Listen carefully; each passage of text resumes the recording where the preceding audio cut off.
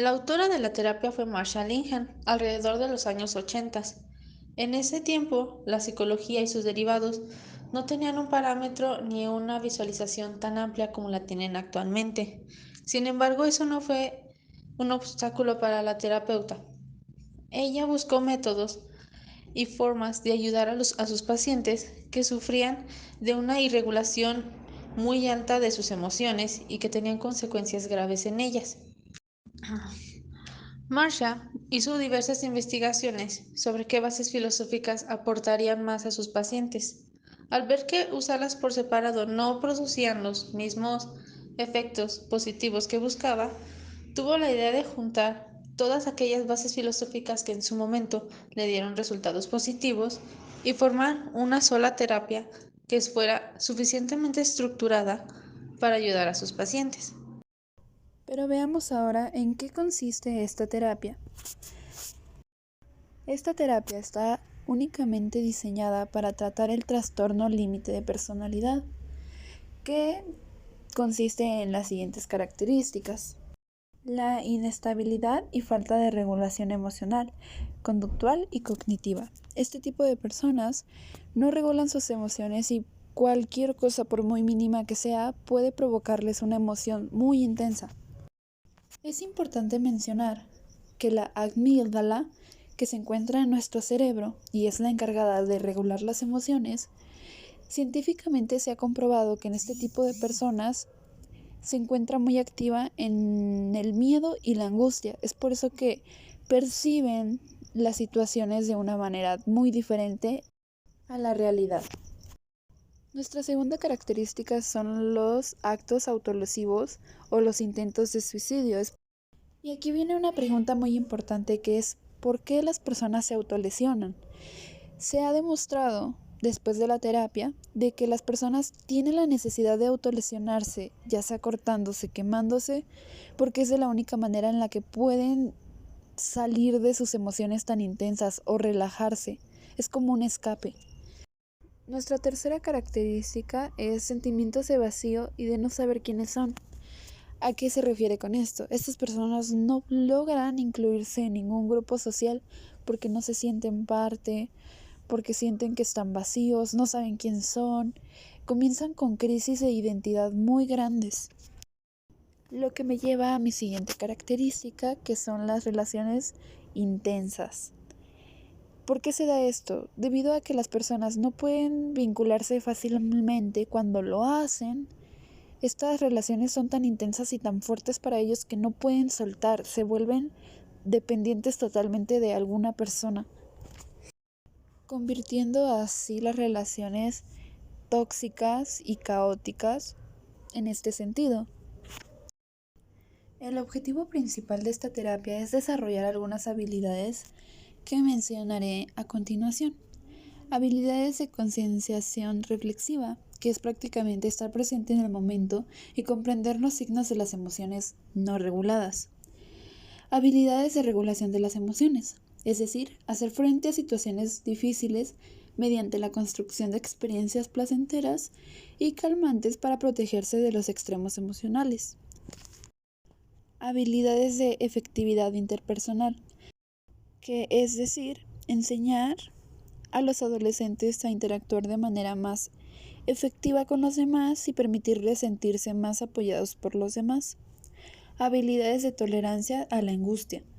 Ser capaz de reconocer los deseos de hacer otras cosas que serían ineficaces, tales como lastimarse a sí mismos o tratar de suicidarse, y controlarlas conscientemente.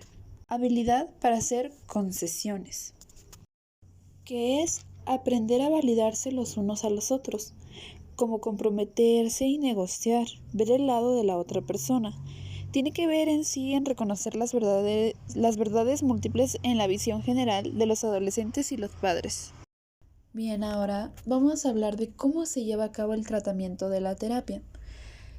A continuación les muestro algunos de los puntos que los terapeutas tienen que utilizar a la hora de llevar su terapia a cabo, como lo es la exposición, que prácticamente es exponer a la persona a sus miedos, a sus angustias, pero de una manera más analítica, que analicen cómo se están sintiendo y lo vayan regulando.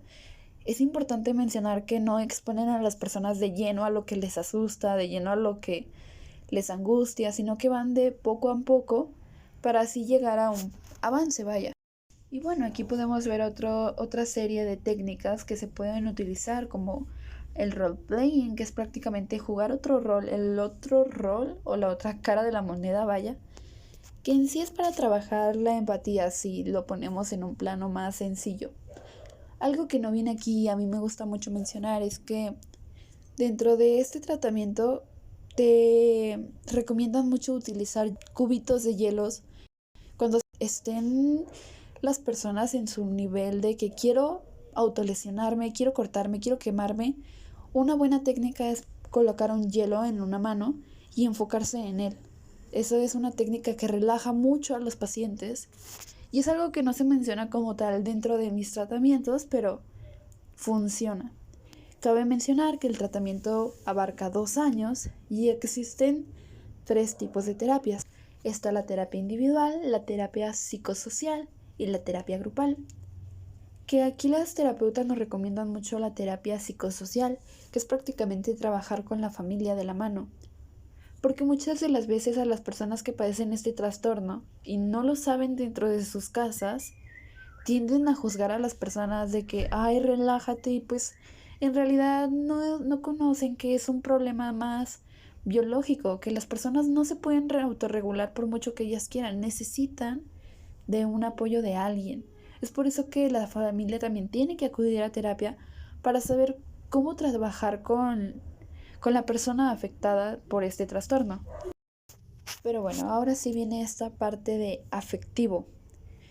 Escuchen, o sea, ustedes vayan hilando en su cabeza cómo es posible que una persona pueda mejorar con el apoyo familiar. ¿Qué hay dentro de ese núcleo que hace que mejore la persona? Y bueno, me gustaría recalcar aquí un punto súper importante. Las personas con este tipo de trastorno no pueden acudir con cualquier terapeuta. Es imposible.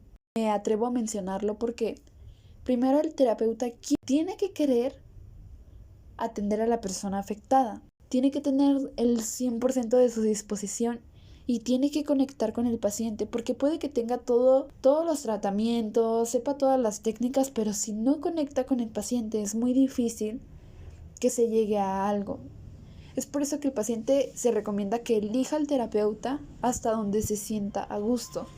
Fíjense qué importante es este punto.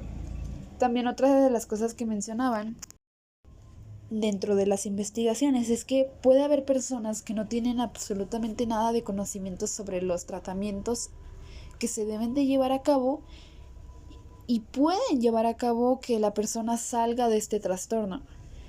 Es por eso que a mí me es muy fascinante y muy impresionante cómo no tienes que ser un experto para ayudar a este tipo de personas. La atención que les pones y que sepan que estás para ellos es algo muy importante. Es por eso que se lleva una terapia familiar. Porque los terapeutas saben que se necesita que la persona se sienta apoyada, que se sienta que va de la mano con alguien, que no va sola por el mundo, porque por lo general así se sienten las personas con este tipo de trastorno. Se sienten solas, se sienten vacías. Y realmente necesitan empezar a ver que alguien se preocupa por ellos.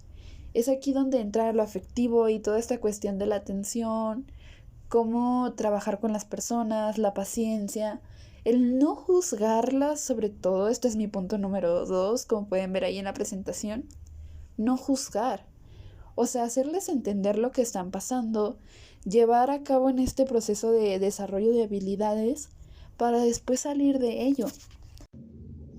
Pero a todo esto nos preguntamos, ¿qué tienen aquellas bases filosóficas de las que está hecha esta terapia tan efectiva?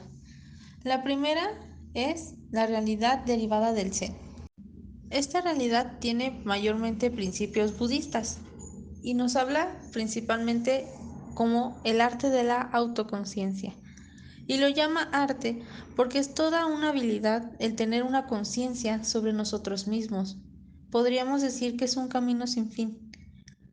Esta enseñanza budista nos dice que no se dicta lo que debes sentir o creer, cómo debes ser o qué debes hacer. Simplemente nos dicta que debes ser consciente de tu experiencia propia, ser consciente de la experiencia que estás viviendo en el momento. Sin embargo, a todo esto nos preguntamos, ¿cómo podemos ser conscientes de nuestra propia experiencia? ¿Cómo se puede lograr esto? Hay 7 principios que nos guían a lograrlo. La primera es, la experiencia es construida por tu mente. El siguiente punto es el concepto de sí mismo es también una ilusión y una construcción. Este punto es muy interesante porque si lo contrastas con la posmodernidad en la que estamos viviendo, es algo contraria, ya que en esta nos habla de que nosotros somos más que definiciones, más que títulos limitantes, más que hábitos repetitivos, trabajos y roles, sino que somos una construcción de nosotros mismos que nunca termina. El hecho de decir que ya me construí es simplemente una ilusión de lo que nosotros queremos lograr, pero sin embargo esa visión puede cambiar, puede ser distinta. El tercer punto es no necesitas creer en nada, solo necesitas seguir lo que sientes como verdadero en el momento. En este punto nos podemos orientar a lo que se nos impone o lo que se nos enseña o nuestras bases con las que crecemos, las cuales en muchas ocasiones pueden ser un limitante a lo que queremos ser, lo que queremos seguir o hasta lo que podemos lograr. Hacer no es tan importante como simplemente ser. El punto principal de este principio nos habla de que no solo somos lo que hacemos, simplemente el hecho de ser ya nos hace una persona valiosa. El hacer 80,000 cosas, el que en la sociedad se nos imponga que una persona que hace aparentemente más que otra es mejor o es más, es un principio que no nos permite ver más allá de lo que nosotros somos. No nos permite ser autoconscientes de lo que nosotros mismos somos y de entender la experiencia en la que estamos viviendo. Y para finalizar, el último camino hacia la felicidad es el desapego. El desapegarse a las cosas no es igual a la felicidad, no nos brinda la mejor solución, ni la única tampoco. Nos habla sobre que siempre tenemos que aprender sobre las cosas aparentemente malas que nos están sucediendo. Digo aparentemente porque son experiencias que nosotros tenemos que ser conscientes y estamos siendo conscientes de ellas. Por ello nos habla que desapegarse sobre la experiencia en la que estás pasando no es símbolo de felicidad. Ahora hablaremos sobre la filosofía dialéctica. La dialéctica es un método de argumentación que viene desde los antiguos griegos, donde se proponían dos hipótesis contrarias para formular una tercera. Cuando se formulaba una tercera, era una conjugación tanto de una hipótesis como de la otra, es decir, una mezcla. A este tipo de argumentación se le llamaba arte de la conversación. Pero esto, ¿cómo influye dentro de la técnica que creó Marshall? Marcia nos expone que nosotros estamos en una constante dialéctica del pensamiento, pero la pregunta es cómo ella lo utiliza dentro de su terapia con aquellos pacientes que no regulan sus emociones y que esas emociones suelen ser demasiado intensas. Bien, pues ella nos explica que la dialéctica le ayuda al paciente a entender que de todas aquellas opciones que su mente pudo desarrollar, cuál podría ayudarle mejor o cuál le da la solución a lo que él quiere, a lo que se busca. Que si lo vinculamos con los derivados del Zen, estamos siendo autoconscientes a través de un pensamiento o un planteamiento de nuestras propias hipótesis para llegar a qué es lo que queremos o qué es lo que buscamos realmente, qué es lo que somos.